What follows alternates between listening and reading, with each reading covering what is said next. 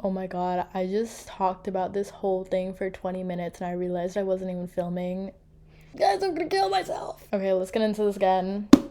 We're talking about Sunrise on the Reaping today. Oh my god, this book was so good. It's highly anticipated. It made me feel like my middle school self again, as we could tell by the braid in my hair. I'm feeling very Katniss talking about this. And it was very different compared to Ballad and Songbirds of Snakes. Ballad of Songbirds and Snakes. That book mainly talked about snow, and it didn't make me feel very Hunger Gamesy, you know, whereas like this book I was like, It had this certain je ne sais quoi to it. And I really enjoyed it. I really liked it. Let's talk about my like initial thoughts about it, because I did finish reading this book I think like 2 days ago, so it's been sitting in my brain a little bit, and it took me like 4 days to read because I had to keep on stopping and pausing for a couple hours and revisiting it so I wouldn't cry. Oh my god, this book is so sad. It like genuinely, the amount of times that it brought me to tears to where I had to close the book and put it down so I wouldn't cry on my pages. Oh my god, we're gonna get into it. But yeah, let's start off. So one thing about Suzanne Collins is she only writes when she has something to say, and man does she have something to say. About what, you may ask? Of course, about Mr. Hamish Abernathy, and mainly the concept of propaganda in itself. Sunrise and the Reaping is the 5th book in the Hunger Games universe. It is a prequel to the main series, and it follows Hamish's character as he traverses through the 50th Hunger Games. Now, this video will have spoilers. I am kind of struggling to maintain like a cohesive flow of my thoughts, so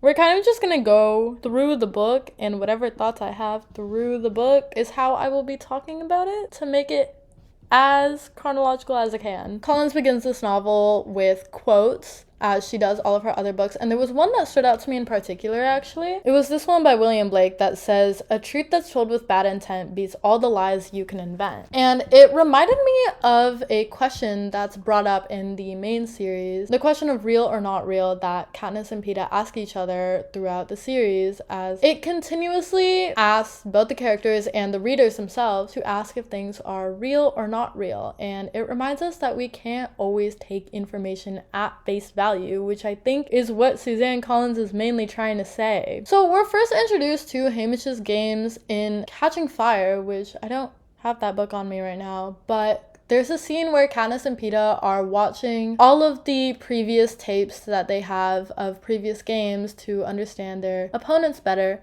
And they watch the 50th Hunger Games because it's the second quarter quell and they're about to do the third quarter quell, so they're like, well, this is the only one that we have, let's watch it. And they watch the tape of the game, which is the same tape that I believe is shown to every other citizen in Panem, and it's how we believe the games to have went. From what we know, the arena was really poisonous, and there were crazy cannibal squirrels, and Maisie Donner gets speared by flamingos or something, and then Hamish wins.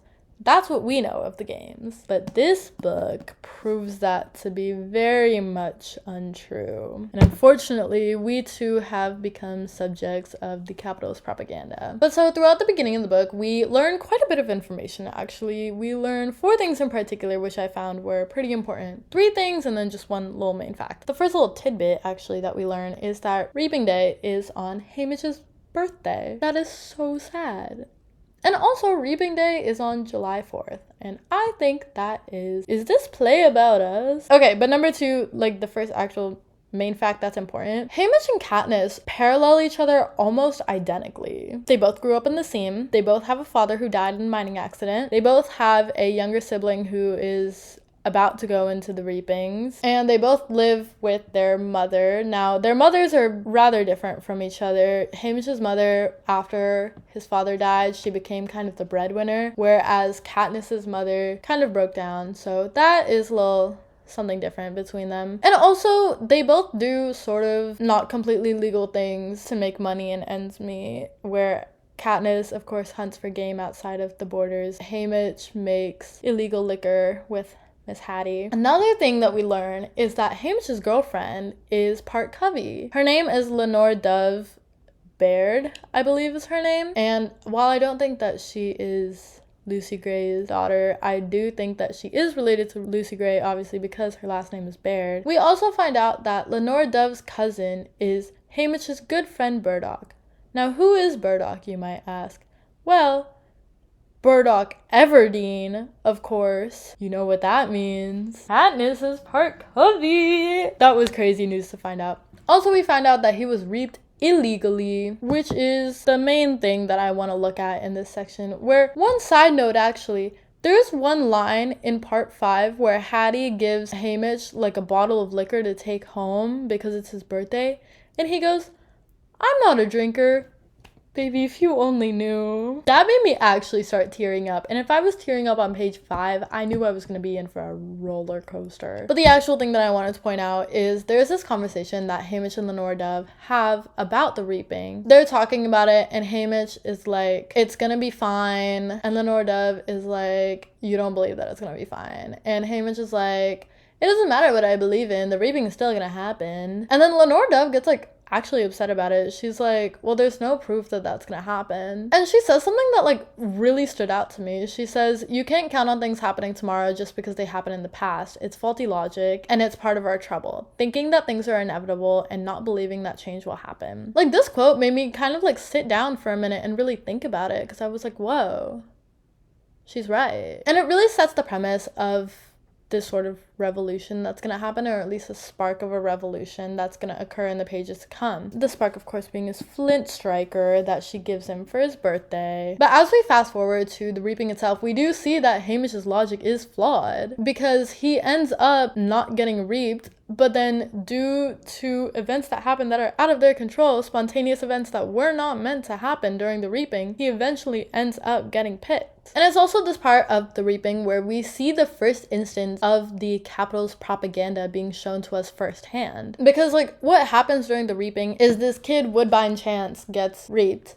and instead of going up there with all the other tributes, he makes a run for it. And what happens when he makes a run for it? He gets in the head, and now his brains are all over the crowd. It's all over the front row. To the people who are filming the reaping, this is such an inconvenience, but thank God that they have a 5-minute delay so that they can clean this all up and make it look pretty for the broadcast, which was so crazy to read about. It was so insane. What else was insane? We find out one of these people who's part of the film crew, Plutarch Heavens be. Now, there was somebody here on YouTube who they were talking about their predictions for this book, and one of the predictions that they had was that there was going to be a dual POV between Haymitch and Plutarch, and they were almost on point, because Plutarch is actually like a really main character in this book. And I can't remember who said that, but it's so crazy that they mentioned that. But yeah, so the main point that I wanted to bring out, at least about the first part of this book before they actually go into the games, is the idea of this propaganda. And it's this one idea that Plutarch actually brings up. It's this concept that since there are more people populating the districts than the capital, the districts outnumber the capital, why don't they just revolt? And it's this same idea that's brought up by another tribute from District 3. His name is Ampert. He's like one of my favorite characters. I love him so much. But he brings up this idea that since there are only 3 districts that make up the career pact, there's still 9 districts left. So why don't the 9 districts just band together and hunt down the careers for a change? That's his idea, and that's what he tries to do. He tries to bring together all the other districts before they actually go into the arena and make this sort of alliance and plan to take down the careers, which was actually a really good plan. I really liked him. He's really smart for a 12-year-old. It's crazy that he thought of that. And actually, they executed it pretty well in the book too. But it's also here during this whole training center segment, there's a really significant moment where Haymitch finds himself armed with a knife along with a couple other tributes. There's like this sort of like disorderly chaos going on, so everyone is really distracted. And there's these tributes with knives, and then there's game makers who are completely unarmed, and there's no Pierce Keepers in sight. And Haymitch wonders for a second, why didn't he attack the game makers? And it's this question that's brought up literally seconds later when Plutarch shows up behind him out of nowhere, and he's like, yeah, why didn't you attack the game makers? And he's asking it like in a very genuine way. He's like, I just want to know, why didn't you do that? Because he's asking the same question of why don't the districts attack the capital, right? And it's this question that neither of the two can answer, and it's a lingering question that Haymitch ends up bringing into the arena. Oh, and one last thing that I want to mention before the games actually happen that I haven't touched on yet is this idea of a rebel plot that they have, because it's something that I never expected coming into this book. I never even thought that that was something that would happen, like, ever. So it was a really enjoyable thing to actually read about. We are introduced to the fact that since there are no living victors from District 12, of course, they have to be appointed mentors from other districts. Now, who are the mentors for the 50th Hunger Games for District 12, you may ask? Mags from District 4 and Wires from District 3. This is like Avengers Endgame. This is crazy. But that makes it make sense why he trusted them all so much when Katniss brings up wanting Mags and Wires to be allies with her in the 75th Games. Oh! And who else is a mentor? Not for District 12, but for District 3. Who has to mentor his own son? Beetee. Here's a reenactment of when I read that. I was shocked. But so it's Beetee, and then I'm assuming Wyrus and Mags are both in on this, along with a couple other people who are probably mentors, I'm assuming. But Beetee takes Haymitch out into the hallway after they shut down the power in the apartments for a couple minutes so that he can explain this rebel plot to him. And the plot that they have is essentially to flood the arena, because there's a giant water reservoir under the arena, which Beetee helped build, so he knows that it's there, and he knows that there's like tunnels under the arena, like service tunnels, like they have in Disneyland, kind of, under the arena, which he wants Haymitch to go into, and then he wants him to blow up the water tank so that he can flood the arena. It seems as though they're working with other people who are also in the capital, because they've replaced all of District 9's tokens to be explosives, and then they've replaced the string in Ambert's necklace to be like the fuse of the wire, I think it's called, or whatever. You know how like you have the really long string that you light on fire and then it goes that part. And then we also find out that like Plutarch is kind of in on this too, but I don't know, that was interesting. I don't really like Plutarch in this book, at least not until the end. I don't know, I thought that he was like evil and sinister for about the first 200 pages until like this part right here. But one thing that immediately came to mind after I was reading about this rebel plot was the other victor from District 4, Annie Cresta, because I remember in her games they mentioned that her arena was flooded. So now it brings me to wonder, was Annie also a rebel? And we're also told in this book that Beetee is essentially being tortured by President Snow because he's too valuable to be killed, but he's being tortured by President Snow in the form of having to watch his son die in the 50th Hunger Games because he did some rebellious things during his game, and I think they say that he like also tried to break his games and break his arena. But it brings up this question to me of how many other Mockingjays were there, and how many other failed attempts were there to break the games, and how many other rebel plots were there before the 75th Hunger Games? This actually started breaking my brain, because I was like, what else do we not know about other people's games? Like, what happened during Phoenix games? What happened during Annie's games? What happened during Joanna's games? I don't mean to sound like someone from the Capitol, but if we really don't know what happened during their games, I want to know. Oh, it's so crazy. And talking about how evil President Snow is, first off, I want to mention there's the part in this book where Plutarch and Drusilla are talking. Drusilla is the escort for District 12. They're talking about how they're going to manipulate the footage that they got from the reaping, I think. And they're like, I wish we could just like manipulate their faces to make it look like they're crying more or something. We used to have technology like that used to be able to manipulate faces and entire people. They're talking about like deepfake AI technology, and they're like, yeah, but it's too evil, so we stopped using that kind of technology. If the Capitol is telling you something is too evil, you know you did something wrong. If Panem is telling you that something is too evil. And talking about evil. Let's get into President Snow for a minute because the body horror in this book is crazy. I don't want to talk too much about it because it's genuinely like gory at some points. Like I had to put down the book because I was like, that's too much. But there's this one character, Luella McCoy, who she was meant to be a tribute, but she ends up dying before the games even begin. So what does President Snow do? He brings in a little girl from District 11, not even District 12, mind you. District 11 is mainly populated of people with much darker skin tones. I think it's not expressly stated, but it's like implied that they're black. And Luella McCoy is a little girl from the seams. So while she's not white, she's not black either. She's Appalachian. I believe she's meant to look something like Katniss, so she has like tan skin and like dark hair, but definitely not black, right? President Snow kidnaps this little girl from District 11, assumedly kills her family. He alters her body to look like Luella McCoy, whatever that may have been.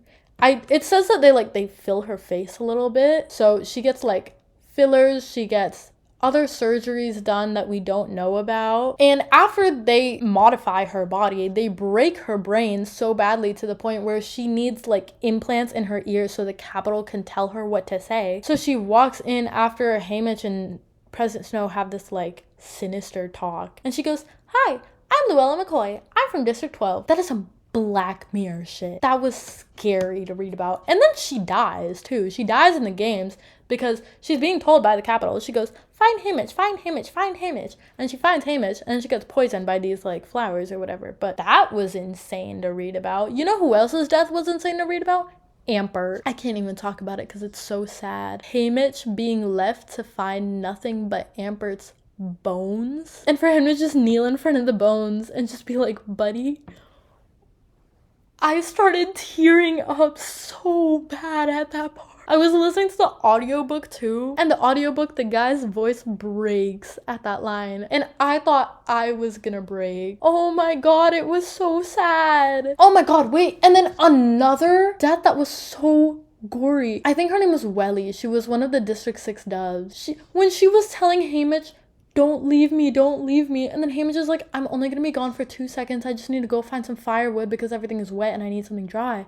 And so he goes and then he comes back and there's Silka with Welly's head in her hand. The morning after Haymitch gave Silka a piece of chocolate because she was crying, I gasped. I was like, when I read that, oh my god. That was genuinely an insane scene. But one important part that I want to talk about, which happens during the games, is there's this scene where Haymitch and Maisley and 2 other tributes come face to face with this group of game makers. And it's Maisley and this tribute from District 4, I believe, where they charge at the game makers and attack them, and I think one of them kills the game makers. And it's again here where Haymitch is face to face with a representation of the Capitol. Once again, he freezes up. And he doesn't know why he freezes up. Maisley asks him, she's like, why didn't you have my back? And he's like, I don't know. And he genuinely just doesn't have an answer. But it's gonna call back to how in the training center he had the knives and he was face to face with the game maker, but he didn't do anything. But he's so willing to go about this rebel plot and try to blow up the arena, not once, but twice. But once he's brought eye to eye with someone who is from the Capitol, like a game maker or Plutarch or Snow, he feels almost powerless. And Suzanne Collins brings up this concept of implicit submission, which I think is something that Haymitch is going through while he realizes that he's trying to fight against the Capitol and fight against the machine. At the end of the day, he's just not the one for the job. And he says at the end of the story that they just needed someone luckier, and that person was never really going to be Haymitch. But again, like as I said at the beginning of this, he was the spark that started the fire. And while I have so much left to say about this book, especially pertaining to the propaganda at the end of the story that we see while Haymitch is doing his victory tour, and he sees basically what Katniss and Peeta saw of the games, which is basically a chopped and screwed version of what actually happens. It actually like completely cuts out all of Haymitch's rebellious actions, and the Capitol did a really good job of turning him into a rascal, which he stated during his interview. He was like, I'm a rascal, not a rebel. I'm a rascal, not a rebel. He was like repeating that to himself. Of course, he wouldn't want to give away his rebel plot, but he wanted to give that impression that he's like a bad boy. But it seems as though now all of the posters that he had tried to paint ended up being vandalized by the Capitol, and whatever message he was trying to put out was just never sent. And once again, I landed on top. And the end of the book is just so sad, seeing his family die, seeing his girlfriend die, seeing how he's pushing everyone away that he loves in an attempt to save them from Snow's wrath. Seeing like the aftermath of that, after like Lenore Dove has died and everything, seeing how he's coping with everything, broken up by stanzas of Lenore Dove's poem. Beautiful writing from Colin's End. Detrimental to my mental health, though. He pushes away Katniss's parents, and then 24 years later, he has to mentor her in her own games, and he's sure that she's gonna die. And then he sees her become the Mockingjay, and he finally starts opening up to them, and he finally sees a day where there's no sunrise on a reaping, because there's no reapings, and he raises geese for Lenore Dove. Guys, the book was so good. I know I'm like tearing up, but this book was so good. 10 out of 10, my favorite book of the year so far that I've read. I'm gonna go back to reading Hunger Games fan fiction now. Bye!